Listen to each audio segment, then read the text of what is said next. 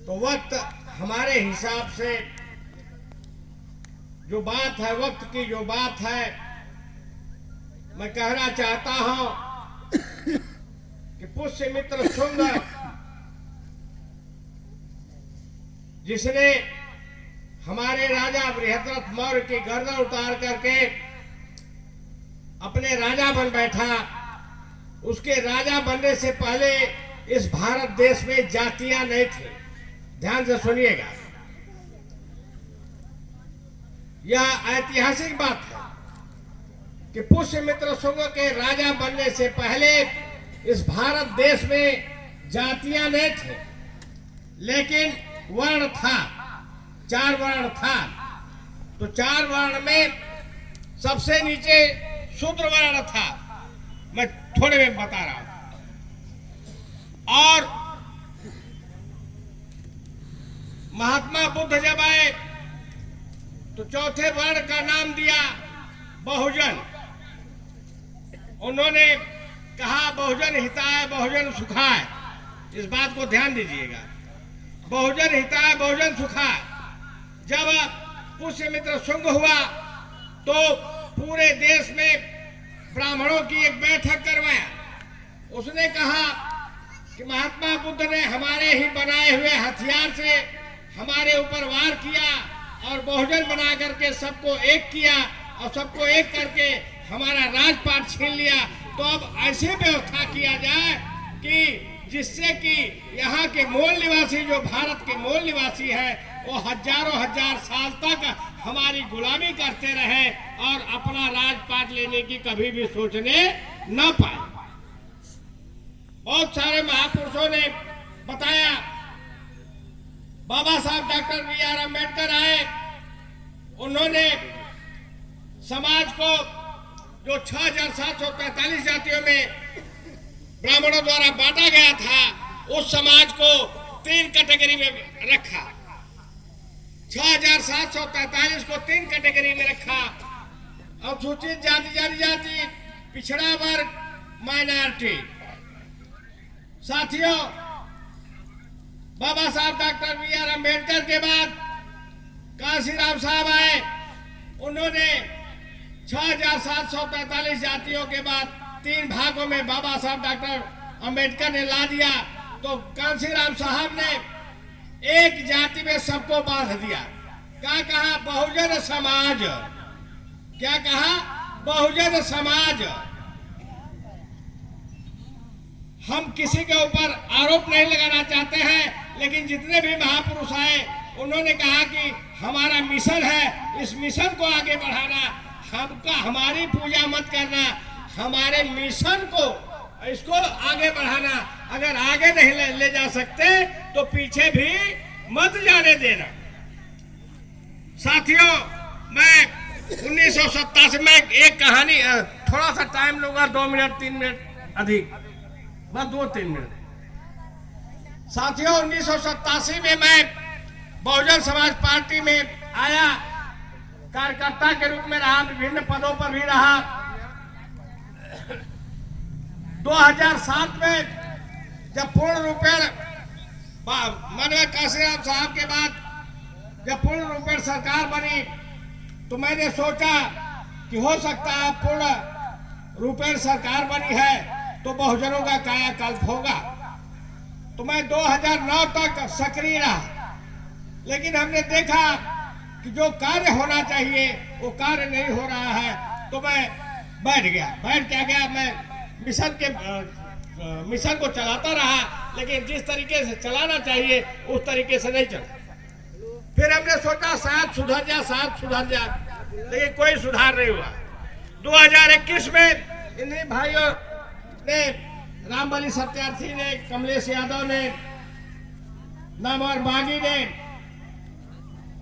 स्वर्गीय डॉक्टर बाबूलाल लोहार हमको पकड़े। इन लोगों ने हमसे पूछा कि आप क्यों बैठ गए? तो हमने कहा कि जो बाबा साहब का मिशन था वह मिशन पूरा होता दिखाई नहीं दे रहा है, तो जिसके द्वारा पूरा करने का संकल्प था वह इसको ले डूब रहा है, तो इसलिए मैं अपने आप को बैठ गया। तब उन्होंने कहा कि क्या आपके बैठ जाने से मिशन पूरा हो जाएगा? तो हमने कहा नहीं। तो तब कैसे होगा? तो हमने कहा चलने से होगा। तो इन लोगों ने कहा क्या ये 1585 की बात, मिशन बाबा साहब हमारे महापुरुषों के मिशन की बात बहुजन मुक्ति पार्टी लेकर चल रही है, बाम सेब के द्वारा बनाई गई है, आप इधर आइए। तो हमने कहा ठीक है।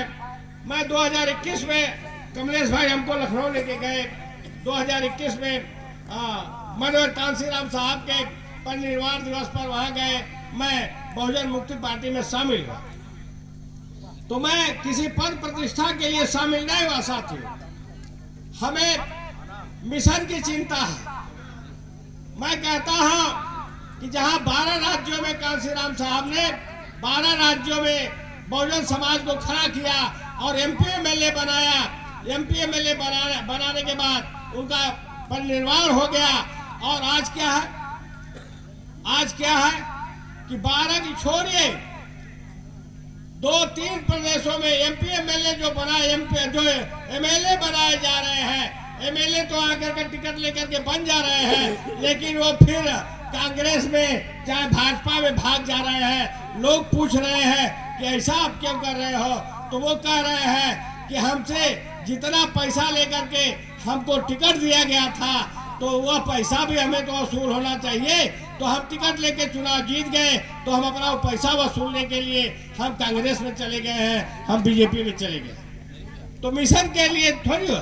अब जो पैसा लेकर के टिकट दे रहा है सब लोग जान रहे हैं साथियों। तो हमें मिशन की सुनना है, ना कि कमीशन की सुनना है। तो साथियों मेरा कहना है कि अगर हमारे लोग कहते हैं कि सवर्णों से सीखना चाहिए, तो मैं अपने समाज के लोगों से कहना चाहता हूँ, समाज मतलब बहुजन समाज से कहना चाहता हूँ कि आप उनसे सवर्णों से सीखो। जैसे ही कांसीराम साहब ने उनके यहाँ से अनुसूचित जाति के लोगों को खींच लिया, कांग्रेस के यहाँ से अनुसूचित जाति के लोगों को खींच लिया, मुलायम सिंह यादव ने मुसलमानों को खींच लिया, कांग्रेस कमजोर होने लगी।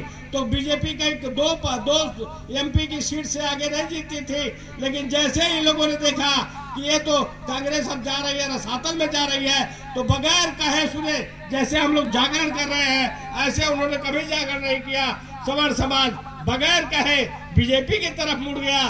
तो मेरा कहना है अगर 19 से सबक लेना है आपको, तो आपको मिशन जो चला रहा है और जो मिशन को खत्म कर रहा है, हम उनके खिलाफ, हम उनकी बात नहीं करते हैं। जो आप मिशनरी है, अगर आप मिशन के सच्चे सेवक हैं, तो मेरा कहना है कि जिस तरह से कांग्रेस को छोड़ करके सवर्ण भाइयों ने बीजेपी को बना लिया, तो उसी तरीके से मैं निवेदन करना चाहता हूं कि मिशन लेकर के बहुजन मुक्ति पार्टी चल रही है और यह कामयाब होगी। इसके लिए मैं निवेदन करता हूं कि आप लोग आए, बाबा साहब को कारवां को आगे बढ़ाने के लिए जन जन को जगाए।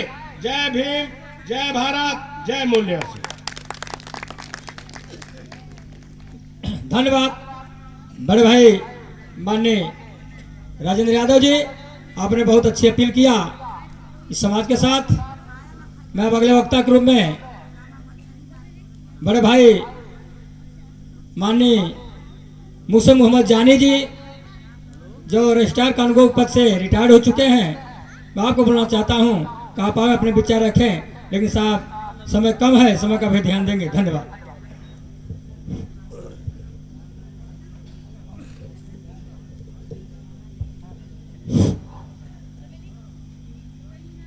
मैं सभी जय मूल निवासियों हार्दिक अभिनंदन में वंदन करता हूँ। मैं नौकरी में था, अब विशेष बात नहीं, समय नहीं है। हालांकि कांसीराम जी से, बहन जी से, राम त्यागी से सबसे बड़ा संबंध है। राजेंद्र भाई जी बैठे हैं, नेताजी। मैं नौकरी करते हुए भी समाज सेवा किया हूँ। कवि और कविता ने कहा था, सुनिए, कवि और कविता कि देता दिशा कवि है सबको, जो निशा में करे कविता।